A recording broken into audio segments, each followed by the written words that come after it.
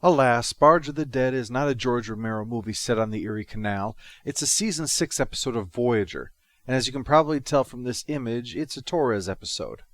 Torres was caught in an ion storm and needs to make an emergency landing. An unacceptable risk to Janeway, but acceptable to me because I like the special effect of the crash. Torres had disobeyed orders because she was going after a probe. We only have one multispatial probe. I didn't want to lose it. We only have one B'Elanna Torres. I don't want to lose her either.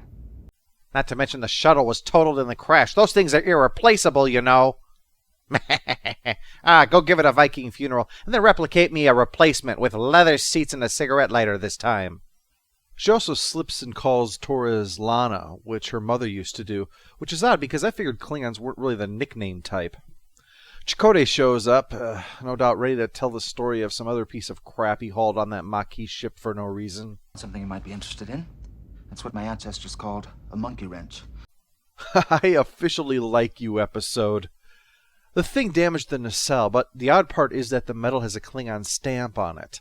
Well, as you can imagine, the only Klingon in the Delta Quadrant colliding in space with a piece of Klingon debris in a place the Klingons are never even known to have gone before, well, that's like being hit by a car, lightning, and a meteor all at the same time, like God had just discovered Mortal Kombat. But there's obviously more to it than that because the insignia begins bleeding. But this is a Klingon piece of metal after all, and even their metal ain't got time to bleed, so it quickly cleans itself up and acts like nothing happened. In the most realistic moment involving Harry, well, ever, Torres calls him down in the middle of the night to do a scientific examination of the piece of metal, and he says with exhausted irritation, "Didn't you just have a concussion a couple of hours ago?" To make things worse, despite it being 3 in the morning, Neelix has come looking for Torres to congratulate her on her discovery. Some of the greatest discoveries in Klingon history were accidents. In that case, I hope the Klingons discover you real soon. As self-appointed center of attention, Neelix is already arranging a celebration, replicated blood wine for the shindig, and told Torres to be ready with a speech. Uncertain about all this, she goes to see Tuvok, who sees the artifact as a catalyst for the release of her pent-up feelings over being a Klingon. Surprising for 2 reasons. First, that Torres has any emotion that isn't just dangling out there all pink and naked. And second, this doesn't fit. Torres only has 3 stories, remember? Fix something, pissed off, gonna screw somebody. So how is it that we're getting a new 4th category in here? Well, that's actually quite simple, because this is a Worf story, actually. Barge of the Dead is the 3rd episode of Season 6, after Ron Moore had come over from DS9. He'd helped with the ironing out of Equinox, then he wrote the 2nd episode, Survival Instinct, because he wanted to explore what he felt was a character that was unique to Voyager. And when it came to the 3rd, well, they're always looking for scripts, so he dusted off this old DS9 one that had been deemed too complicated and costly for that show. And then Brian Fuller reworked a lot of the ideas from Worf to be Torres. So yeah, unfortunately, if she wants to break the mold, she needs Worf's hand-me-downs. So Tuvok pulls out a bit of psychobabble, plus my least favorite part of Star Trek, aside of the rubber-stamping extermination stuff, of course. The "you cannot resist your nature" point. To address this, Tuvok pulls out a bat'leth, because obviously he would have a Klingon hand-to-hand weapon just lying around. Don't be stupid. After Torres rejects the weapon as awkward and overstated, Tuvok shows off with it, and then cuts her face for no reason. You are dismissed, Lieutenant, and take your dishonor with you. Wow, things are bad when the guy who goes on about suppressing emotion kicks you in the ass to get you out the door. Everyone has Klingon fever, it seems. The Doctor talks Seven into singing a Klingon drinking song with him. And I'm sure it'd please Kahlesses to know that the stories of great Klingon deeds are being sung by a hologram and a girl who's half robot. Even Neelix won't hold back. Ach, anyone? Subchafti, you gach gach. He said eat this, or he'll force it down the gullet of your corpse. You couldn't strangle a baby bird without it whooping your ass, hedgehog. This is all starting to get to Torres. Oh, come on, B'Elanna. They're all doing this for you. Well, then they don't know me very well. And if you even think of joining in on this embrace your heritage nonsense, I swear, I'll rip out your tongue and wear it as a belt. A belt? Wow. No wonder Tom's so popular with the ladies. But during the party, things get all head trauma. Things darken and slow down, and there's a heartbeat, until Klingons show up and just slaughter everybody. So it's probably all just a nightmare. But I wouldn't put it past the Klingons. Someone might have just said stinky oaf into a mirror 5 times and they just appeared. When B'Elanna is hit, she immediately finds herself on the Barge of the Dead, where they try to brand her face because one thing never associated with Klingons is subtlety. Alas, she won't take the mark, so they leave her with a convenient exposition speaker who explains what this is and where they're going. The destination of the dishonored Klingons. Grethor, the Klingon version of hell.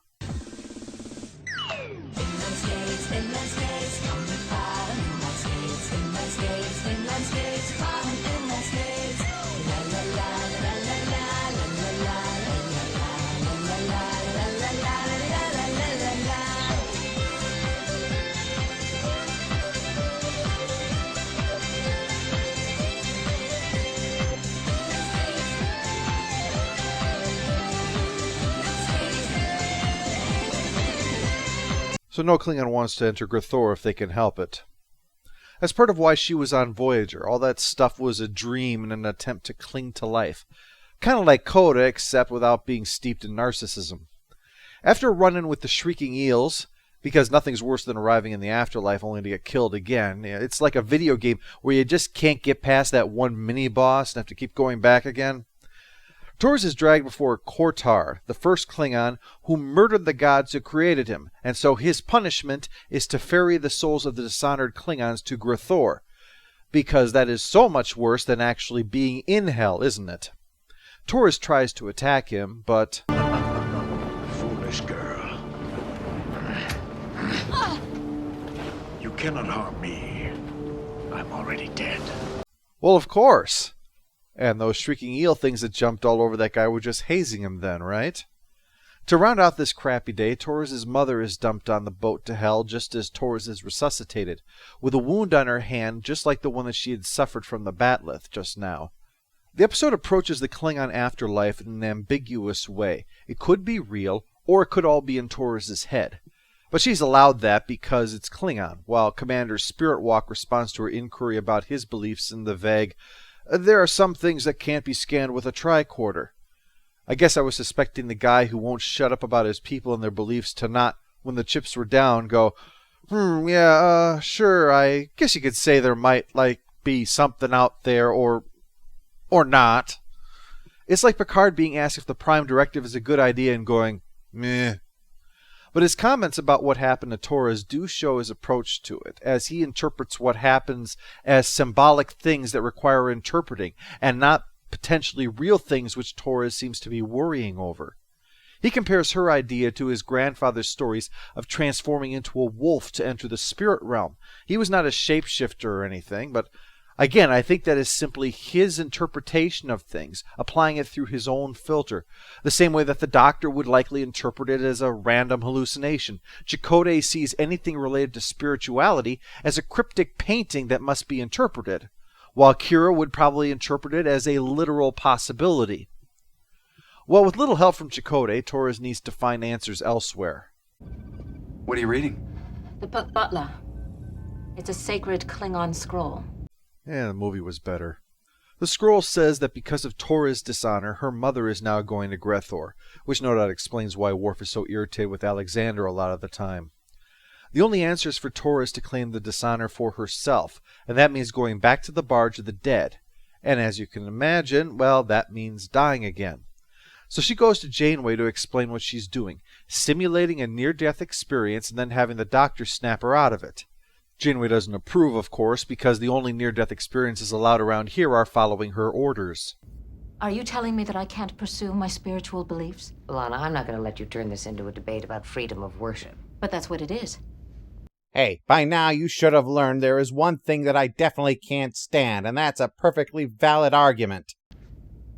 There's a limit to how far I'll let religious practices go aboard this ship. If your belief system required you to sacrifice a child to your gods, I wouldn't allow that either. Unless your god's me, of course, which it should be. Also pretty specious reasoning. Sacrificing a child, or anyone for that matter, is murder and illegal, and it also affects other people. Well, nothing suggests that what Torres is doing is illegal, as you'll soon see. And it only affects others in the sense that she's an officer with duties, and if she dies, then that would affect others. But people in Starfleet put themselves in jeopardy for personal reasons all the time. Worf entered a bat'leth contest where participants are sometimes killed. Chakotay took a shuttle in the middle of nowhere with no chance for help, just so he could use his sacred Hakuna Matata in peace. The crew plays Parisi Squares, which is a game so rough that it killed the Doctor's hollow daughter. Kirk went rock climbing without any safety equipment. Although that's Star Trek V, so probably best to pretend that that never happened. Even the logical Data wanted to put his life in jeopardy, removing the holodeck safeties because his personal journey for emotions required it. Now, I don't give a crap about Torres' religious beliefs. In my personal opinion, half the Klingon stuff is absurd and the other half is meaningless, and I really don't care about getting back to that boat that I think only exists in her head. But if nobody's breaking the law or harming others, then everyone, Janeway included, should mind their own damn business. You want to talk her out of it? Fine. You're going to force her not to do it? Fuck you, Captain. That's an absurd example.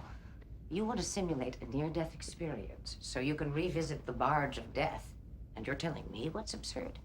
No, wait, that wasn't judgmental enough. Okay. Your backwards superstitious malarkey is so beyond absurd, I wish I could floss my brain to get the bits of stupid out.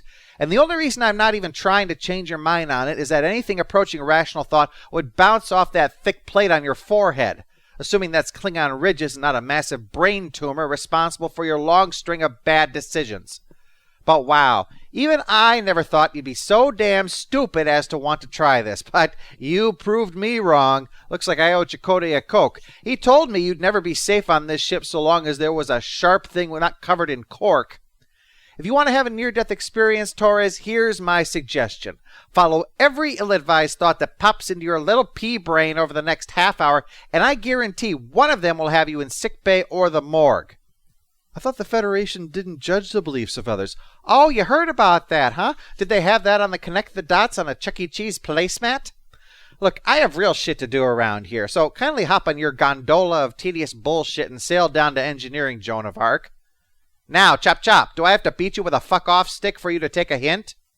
Eventually, Torres pleads that never letting her mother see what a great officer she's become thanks to Janeway really bothers her. And that gets through because, let me show others how awesome you are always works on Captain Janeway.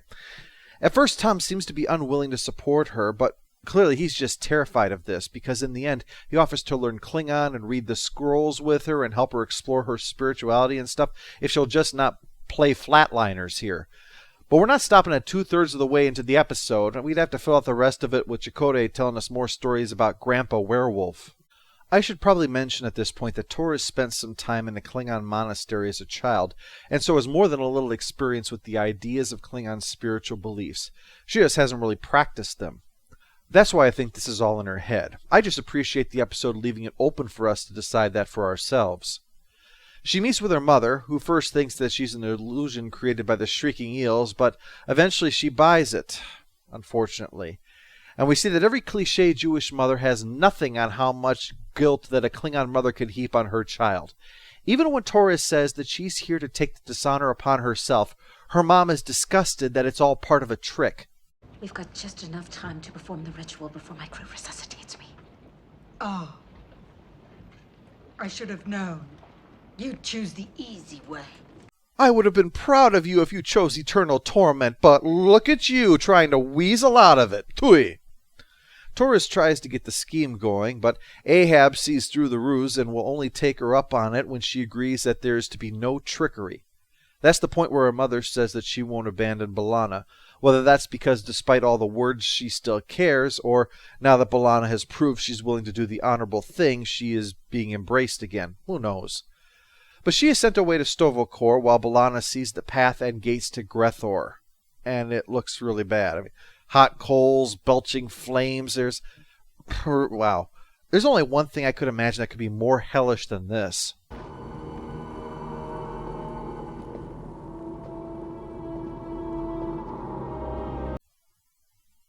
I should have known. The only thing in hell more terrifying than Pinhead is Shithead. You've met Mr. Neelix, our ambassador to the recently deceased. Questions, comments, suggestions? He's your man. If you'll follow me. What did you do that was so terrible, Torres? I figured the hell this bed just had to have been reserved for Hitler. Well, Neelix starts showing her around, and yes, Grethor is Voyager for her. I don't consider Voyager hell. Ironically, Ron Moore left after this because Voyager was, in fact, complete hell to work on. Now comes the freaky time of the crew doing the traditional airing of grievances, but right before Tuvok can whack her with the batleth again, she winds up back on the barge with... Yeah, that wasn't just telegraphed, that was twittered. This is all about Torres deciding what she wants and who she should be, and after a confrontation with her crew, she reaches some acceptance. What's likely prompted all of this stuff is that it's the 10th anniversary of the last time that she spoke to her mother, and the fights are always about being Klingon, the Klingon ways and all that, hence this journey, in her head or whatever it is. It's all about that she doesn't have to be things that she isn't. And her mother approves, which I really don't get because, well, after all, she was berating her for not being a good Klingon, and now she's saying, good, be whatever it is you want to be. But at least it's all resolved, and she can return to the land of the living and embrace Janeway, so we can end on a kind of creepy note. Post-episode follow-up. Although Neelix himself is not technically in the episode, we still were not spared his presence, so I am still awarding a stupid Neelix moment. And as for the grok stuff, eating live food is rough. Eating replicated food is rough. So replicating live food that shows up dead and then animating it is the vilest thing imaginable. We have a Lazarus of the Week for Torres for the Barge of the Dead stuff. It's debatable, but I'm counting it. Final score for Barge of the Dead is 8 out of 10. Despite my criticisms and the fact that the episode felt a little on the psychobabbly side, overall it worked quite well, telling a new story about Torres, and I'm going to credit them, the Chakotay, what my people call, and Neelix as the greeter in hell, as a bit of clever self-awareness on their part. Admittedly, the episode seems to lose some luster on my final viewing, and Janeway being seen as a mother figure for crew members that are probably less than 10 years younger than she is just seems silly, even if she is the one in charge. Unless you count the comparison Torres made between Janeway bossing her around in the ready room to her mother bossing her around on the barge, in which case it's not a terribly flattering comparison. Still, this was a step in the right direction, and it's a pity Moore was driven to leave the show because between this and Survival Instinct, it felt like it was moving in a better direction now. But it's time for us to move on too. Next week I'll be back with... Oh no, Move Along Home? It's even worse than last week's DS9. Hell, there's about only one thing in the world that's worse than that.